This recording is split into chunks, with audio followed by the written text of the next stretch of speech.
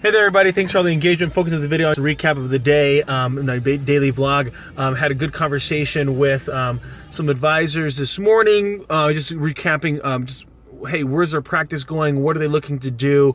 One of the advisors is looking at partnering up with a junior associate, and so I reminded them that you want to focus on, first and foremost, keep the client at the forefront of the conversation. So what is your service model to your clients if you were to segment them out A, B's, and C's? And so first talk about what kind of service do you want to give? What kind of touches? So for example, is it going to be face-to-face conversations? Is it going to be phone calls? Is it going to be emails? Is it going to be physical quarterly newsletters, postcards? What kind of touches are you going to give out to your clients? And then segment it out A, B's, and C's, and then identify which clients then should go into A, B's, and C's. Typically, advisors will look at assets under management, or look at premium that's being paid on an insurance side. And so those are some useful conversations to the senior advisor as he looks at going to the next step. The other thing that we talked about was when engaging with the junior associate is start with the end in mind. So at what stage do you want to discontinue serving your clients in a full-time manner? And so have that be the end date, right? So if it's January 1st, 2019, what does that then look like that you'd want to make sure to have the reassurance that your clients are being properly serviced? So again, what is that service model to the client? Then number two is, what's the skill set you want the junior associate to have? And let's start building a curriculum of training for that individual starting today. So start at January 1st of 2019. Okay, what do they need to learn then in 2017 for you to feel comfortable that they're actually doing something that doing the service that you'd want to give, having the knowledge base that you'd expect them to be able to have in serving out your clients. And then the third step then is, in this succession, how do you want to start communicating that to your client base? Is it a letter? Is it face-to-face conversations? Is it an email? Again, you want to be able to identify how do you communicate this change to your clients, and also give them the reassurance, especially those that are retiring, that you haven't forgot about having somebody assigned at the helm of their investments during their retirement years, and making sure that they understand exactly the service model that they're going to be in. And not to say that they need to give you more assets, or they need to do something in order to get to the next level, just that this is how you're going to be able to engage with them going forward. And the next, to be able to, I guess the fourth thing would be communicating all this information to the junior associate, getting their feedback, getting their buy-in on why you're doing this and why you view them as being the successor. And that way, as you start pushing them and encouraging them to start taking more of a driving role, more of the reins of the relationship with the clients, that they understand exactly where this is headed. Also, as you strive to duplicate your value to them, then this advisor can then see the reason why you're pushing them so hard. So that was a great conversation this morning. Also had one of those as well yesterday with one of the other advisors, and then also then reached out to a couple of prospects. One person that I talked to was through Instagram, just asking questions about learning this, that, and the other thing when it came to wanting to understand about commodities trading, wanting to understand about real estate, wanting to understand about questions were like all over the board from a topic perspective. And then I said, well, ultimately, where do you see yourself in 5 years? Like, what are you doing? And he said, real estate and funeral homes. And I said, well, then stay in your lane. Like, why are you wanting to know about the stock market? Why are you wanting to know about commodities? And he said, well, I need to start learning that stuff in order to be able to have the finances. I said, no, go work for a realtor, go work for a funeral home, learn all the details there, become an expert, know exactly how you would be more successful than this person if you were to take them out, or maybe you can buy out their practice and then you don't have to build it from the ground up.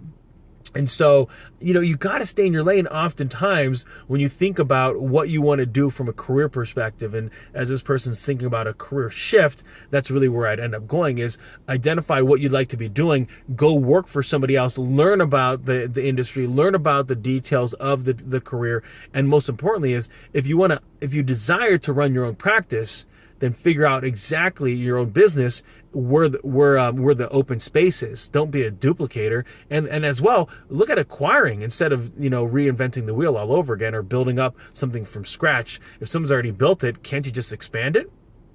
And then I had a webinar broke for lunch. Went up with my wife and I went to our youngest son's play and listened to what was happening. They had a little play, and so we watched him. He was a tree.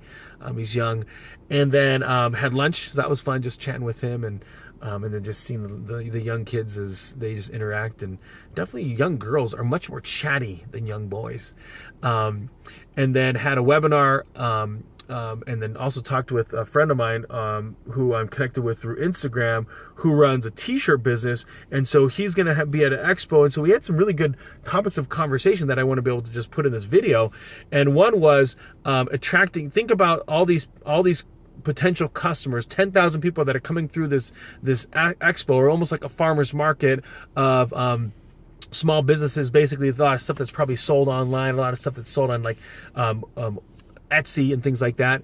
And so I said, how would you want to attract their attention, right? And so we talked about like the videos of all the Instagram videos that he has and making it on a loop and putting that in a video. And then he has a theme that he wants to promote as positivity. And he thought about having people come write their own positive messages and plastering right there. And I said, hey, maybe that's an opportunity to be able to drive more traffic to your Instagram, and saying you're going to announce some winners and you're going to make those phrases into designs and put it onto t-shirts. That would again get people to want to connect with you online. He thought about having all the designs of his shirts, actual physical representation, physical shirts, right? So he'd buy an inventory. And I said, well, don't buy too much, just because if you ultimately wanted to buy online, maybe you just have like a kiosk there, right? So you have a display of all these large shirts.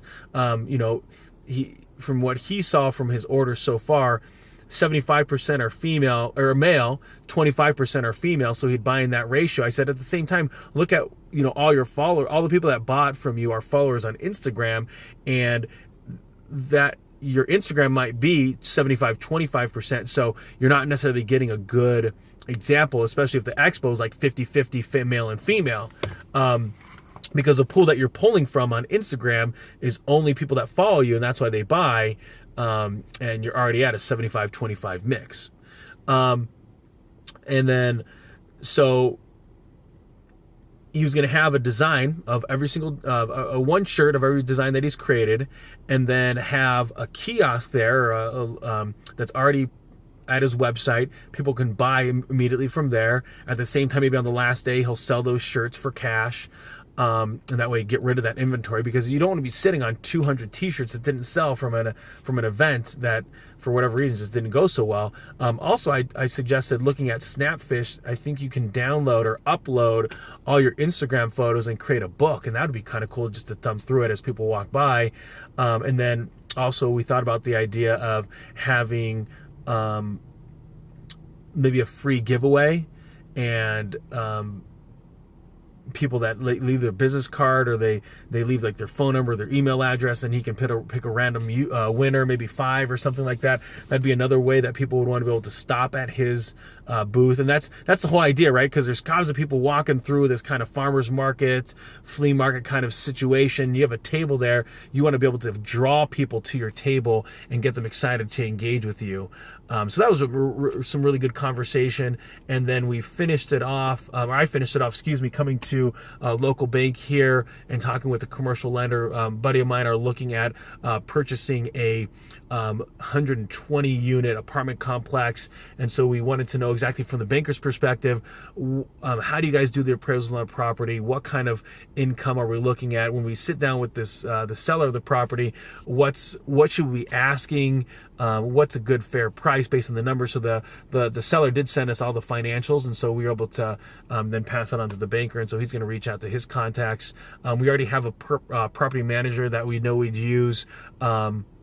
Then we want to be able to know, okay, how can you negotiate this price a little bit lower? What are the opportunities there? So it was a great conversation, met with him, and then afterwards my buddy and I spoke, and we said, ultimately with the investors, we want them to be able to get a rate of return. They basically give us money, we buy the property, and then we give them a rate of return on a monthly basis, a cash flow. And for him and I, we're not so concerned about getting cash flow for ourselves personally, as much as we want to be able to pay this baby off as quickly as possible using other people's money, the bank's money and then these investors' money, and then we're let's say in 10 years the entire thing's paid off. Now we're pulling on some serious cash flow.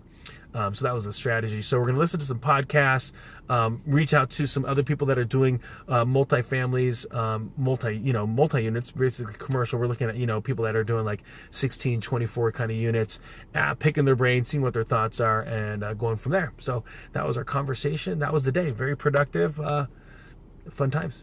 All right. Talk to you later, everybody.